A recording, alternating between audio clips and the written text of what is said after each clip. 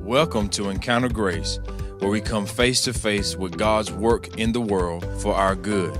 Join host Jason McKnight as we explore practical issues of community, theology, and leadership in everyday life. Hey everyone, welcome to Encounter Grace. I'm Jason McKnight, and we're so glad you're joining us today. This is Wednesday, May 11th. We're recording this today and getting it out in the next 24 to 36 hours. And the reason for that is that we have with us Jeff and Robin Owens, who serve the Lord in Moldova, which is next door to Ukraine. And with all that's going on there, when we found out Jeff and Robin were not going to be in Moldova, but we're going to be in Eastern North Carolina, we prevailed upon them to come into the studio and say, give us as much of a real time as we can, because all of us in the listening community here at Encounter Grace, we just want to be thinking Christians in the world and be able to bring God's grace. So all of that to say, we're turning this one around a little off the regular schedule, but we want to get folks with up-to-the-date information and feedback and reflections. So Robin, Jeff, thank you for joining us today. It's a pleasure. Thank you. We're glad you're here. You serve in a small country many people haven't heard of called Moldova. You serve with a group called World Team, and you serve supported by Grace Fellowship and many other churches, and we are so thankful. So let's talk about life in Moldova right now. Okay. Before we, set the geographic stage, because I think this is the hardest thing, because, I know that it's, 15 minutes to get to Snow Hill. Yeah. But if I was living in Chisinau, or how do you say it? Chisinau. See, I'm only... Kiss you now. Chisinau, which is the capital of Moldova. I would not know how long it would take to drive to the border of Ukraine, because you're right next to Ukraine. So Tell us about how big is Moldova, how big is Ukraine, how close you are, all that kind of stuff. Okay.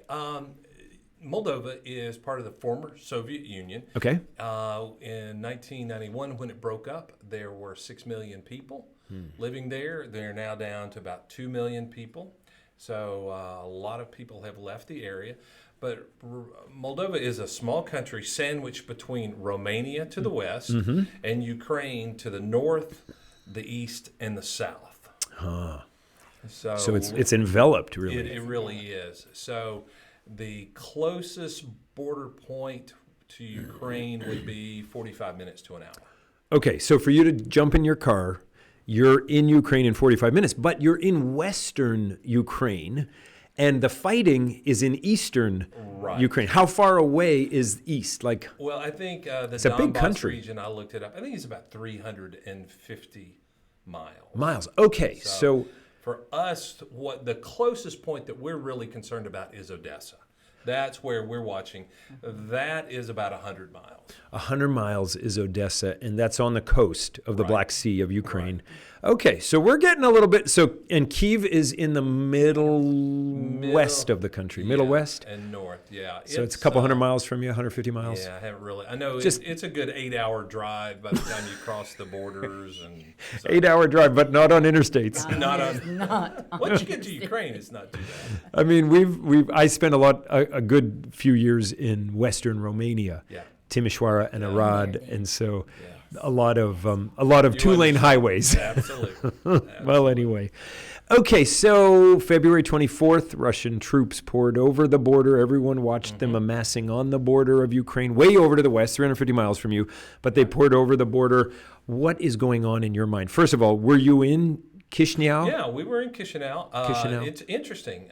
It's 6:30 in the morning. I'm out walking the dog, and I hear this whoop, whoop, whoop, whoop, and a very unusual sound.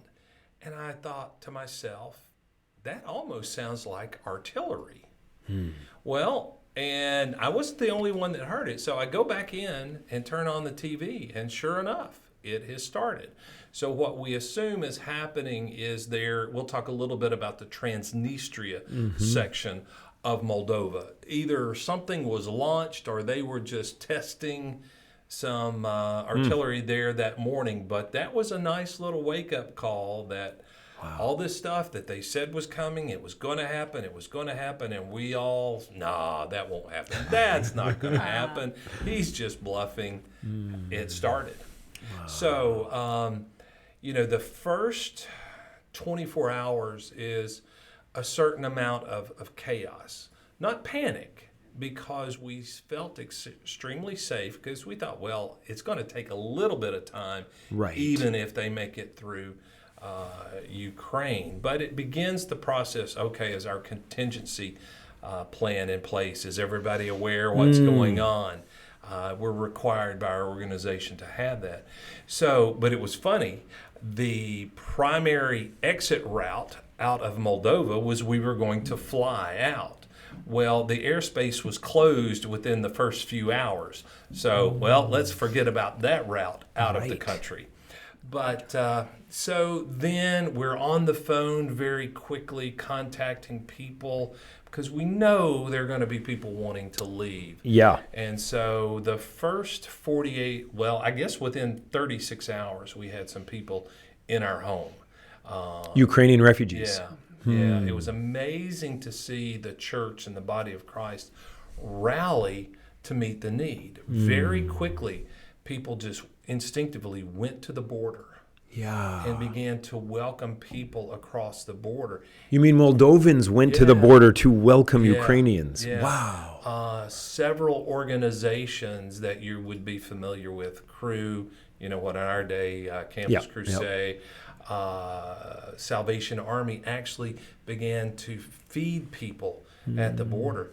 But I guess within 48 hours, the southern border posting between Ukraine and Moldova was backed up over 9 miles of people. So there was a great amount of panic in those first week, really. Because don't you think everyone expected a world-class army like the Russian army to roll over a smaller neighbor? And that it didn't, did that surprise you? I think it surprised everyone. Okay, good, because it surprised me. I mean, because initially we're thinking, okay, well, we've got some time before we make a decision. We never expected to look out our window and see Russian tanks driving down through the heart of Chisinau. But you had to be cautious. By this time, I think the first 48 hours we spent as much time on the phone and Zoom with people in the States worried about us. And it's like, no, we're okay, we're fine, we're being prudent. But yes, I think that has been a great surprise that here we are almost 3 months into this, and there's very little progress from the Russian perspective. Right, in terms of, there's a lot of destruction. Yeah. But little progress. What is Putin doing? I mean, and I'm asking you as like the head of global strategy for, no, but like seriously, when you talk to Moldovans, when you look at different kind of news than we would, see here we're stuck with Fox, CNN, or MSNBC, maybe a little BBC, probably not. And Robin will talk here in a minute, but this is Jeff's opinion. Yeah, good. Now, historically, a lot of what Putin says is correct. I mean, much of this part of the world was under Russian control influence for a long time. For a long time. Russian Empire. The Rus people came out of Kiev area in Ukraine in around 900. So I think historically there is some legitimacy to what he says. Historically, and what it is that he's saying is that Ukraine is Russian. Okay. Moldova is Russian. Belarus is Russian. Even he did a rally in this new song that they put out that they're going to gather the family together again. And that's Russia, Belarus, Ukraine, and Moldova. Wow. Bring the family together again. Wow. But I think a lot of it is over the years he has begun to believe the propaganda.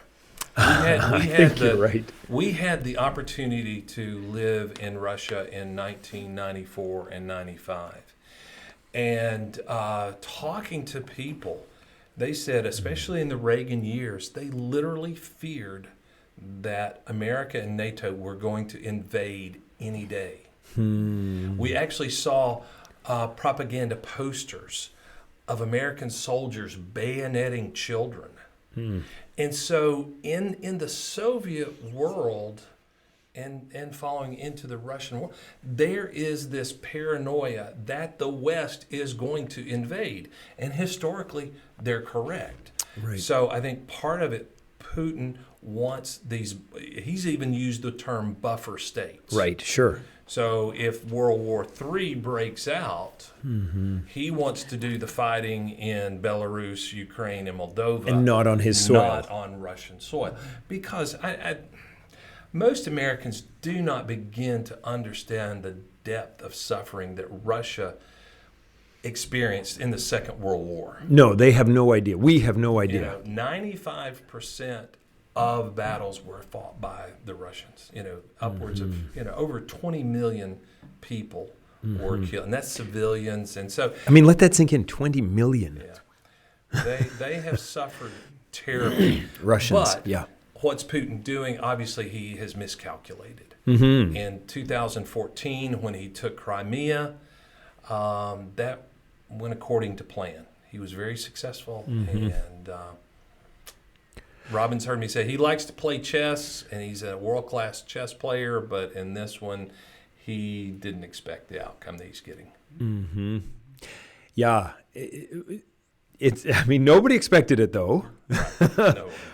Or at least they can't say. Maybe American and British and NATO intelligence knew it was as corrupt as people are saying, but we just didn't think of it February 24th, and we were all like, "What is?" No, this is 20th century. Nobody's going to 21st century. Yeah. Nobody fights like this anymore. Nobody handles this. Yeah. So, tell us a little bit about President Zelensky, which is the Ukrainian president. Is he really a Nazi? No, I'm kidding.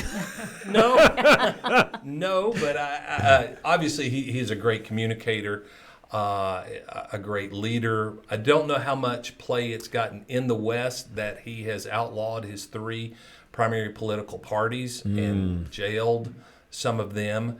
Prior to the war or during the war? I don't know the time frame. Yeah, sure.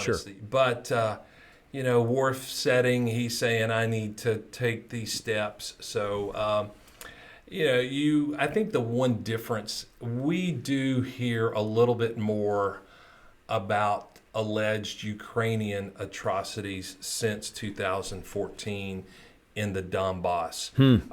There was a lot of play here about the missile that landed at the train station that said "for the children." Well, but in our part of the world, it was written on that because it was payback for all the children that had been killed in the Donbass region by Ukrainian soldiers. So I think this has been the most interesting part of this war is the war in the media and the information war and who do you believe, who do you not believe, and so. And who do you believe, who do you not believe? But in any event, at any time, there's not good guys and bad guys. Solzhenitsyn is right. The line dividing good and evil runs through every heart. Yes. And so the Zelensky, we may be on his side on one level because, a neighbor country shouldn't invade. Right. But on the same time, it doesn't mean we think he's done everything right or will do everything right or whatever, Yeah. But it's hard because in our current milieu here, you kind of have to put people, good guys or bad guys, if you're going to get by in the world and you line up that way, and then we just become tribes and it's a disaster. So, we don't want anyone attacked, but let's and the enemy of my enemy is my friend. Rooting for the Ukrainians, our heart bleeds for the people that we're talking to, sitting in our homes that have husbands and sons that are fighting. I think most people are aware that if you're a Ukrainian male between the ages of 18 and 60. You can't leave the country. Yeah, you can't. You're fighting. You are required to either fight or perform some type of role. Yep. So, and I mean, if your country's under attack, I think that's what you got to do. Yeah. But anyway, so tell us about the people then you are meeting. Tell us some of how God is working through the church in Moldova, the people of God there, how you've seen him bring care and help and Christ. And the first thing we saw with social media was gathering groups together. There's a Russian version and an English version of we have space, or we have two people that just crossed and they need this, or a mom, granddad, and son, and they need a place to stay. Can you house 3? So people were responding. People were being transports back and forth to get people situated. We have a team of 7.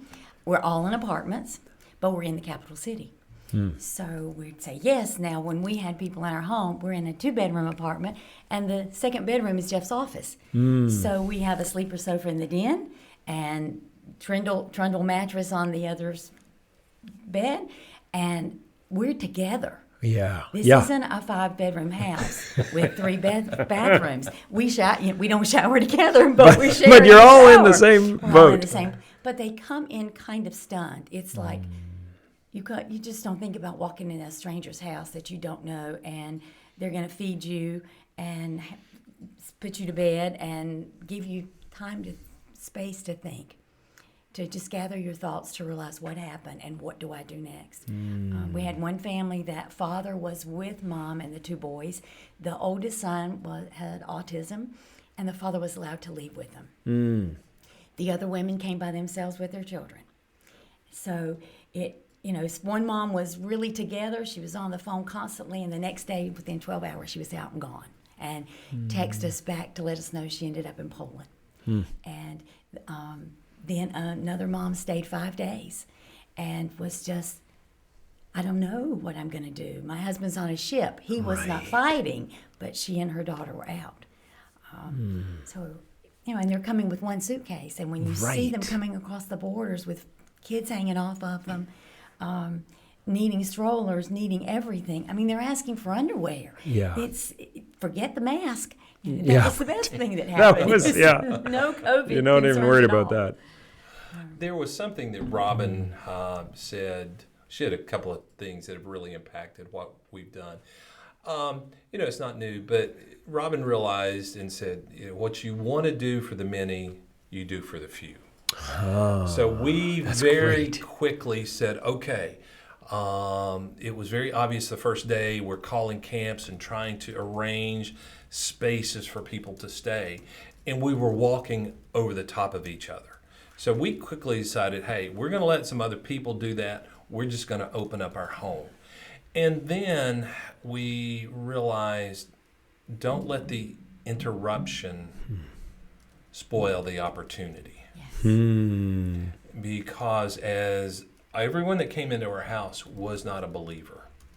And so we were given the opportunity. I want to restate that everyone that came was not a believer.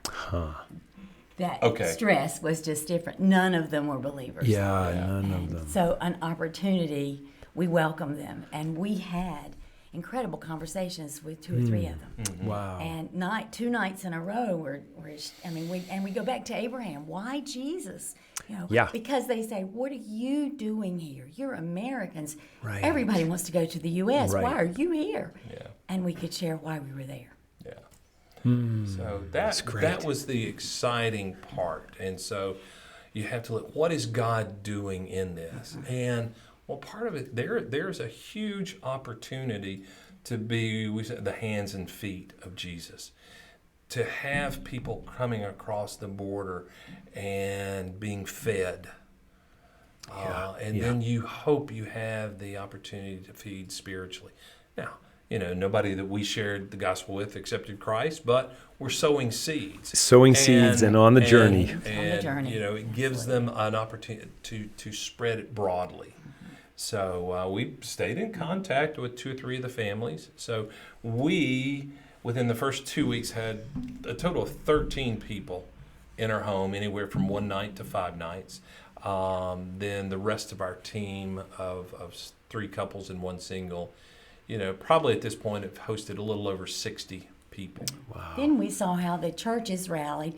Their classrooms were turned into bunk rooms. Right. And summer camps were welcoming people. It's just that they had screens on the windows and no blankets. So then people were rallying to get supplies so that they could house people. And we eventually adopted a village because it was like so many people, what do we do?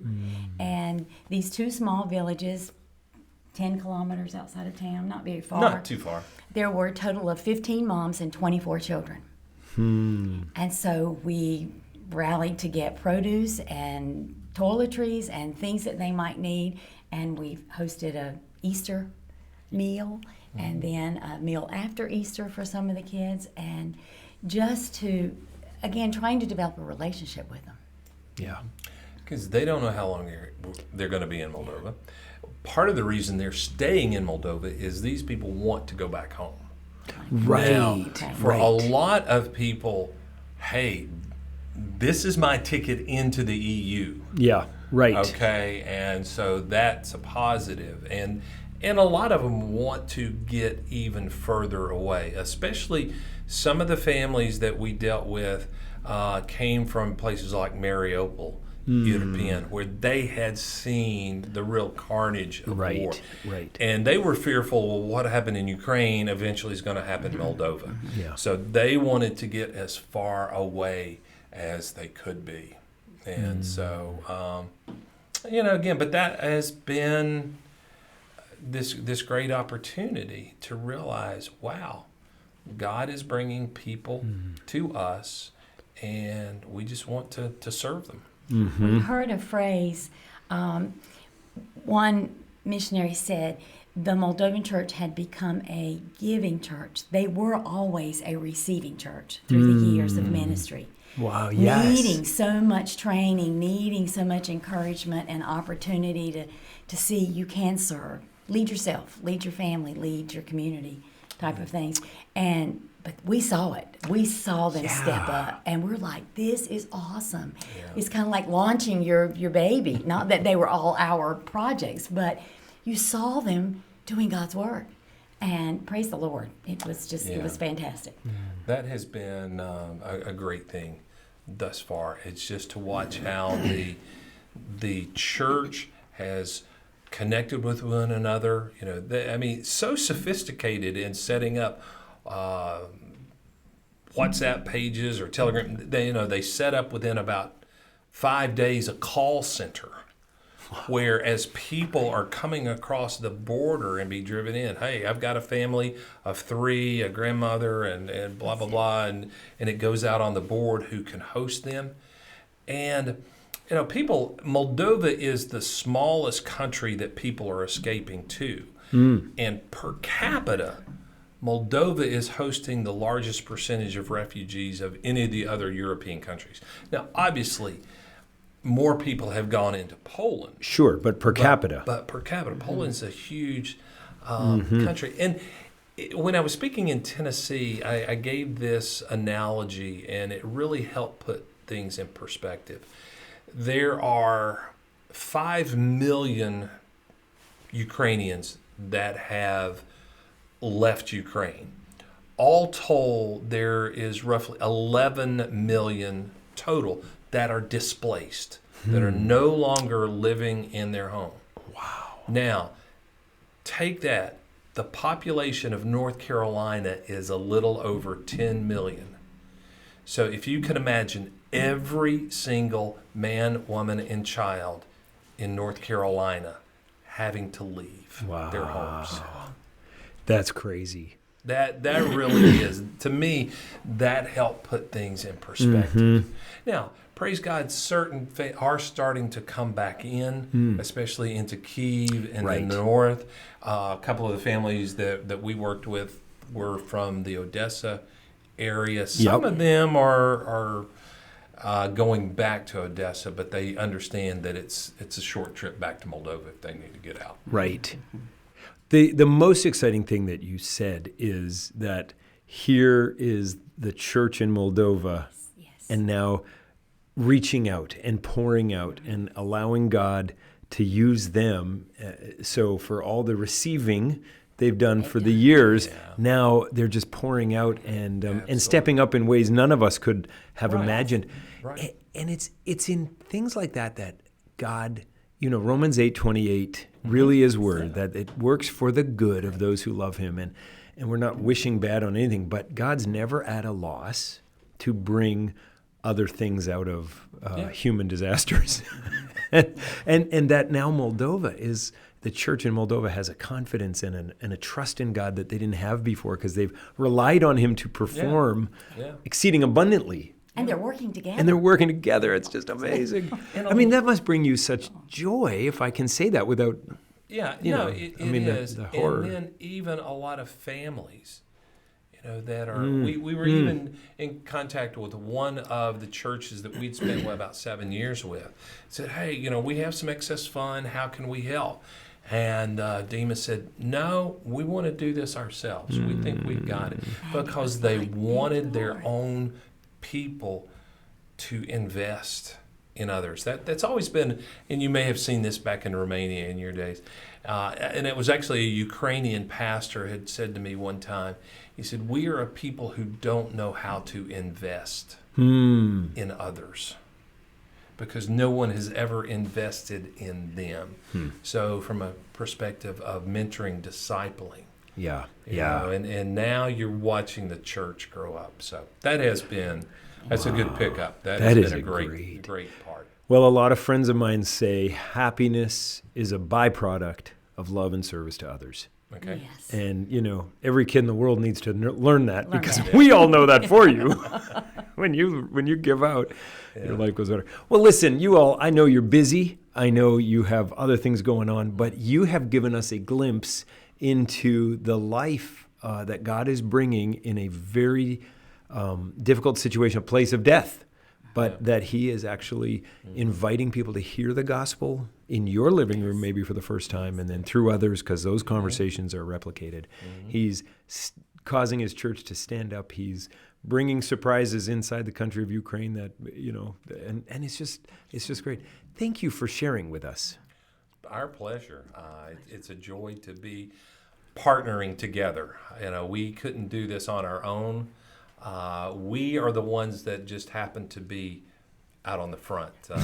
Robin our prayer letter is called Owens Outpost, and an outpost is stationed apart, serving together. Oh, that's great. And I've always loved that imagery. So we can only be there because of people like Grace, primarily praying for us.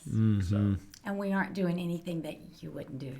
Yeah. I mean, really, feeding and cleaning and washing and serving and praying for. Yep. Yeah. That's and right. welcoming. That's what, and come and see Jesus. Yeah, that's right. Oh, thank you so much. Well, what a joy, and I can't wait for everyone as we publish this today or tomorrow to be able to get this glimpse and fall in love with Jesus again at what he's doing, even in a hard place. Amen.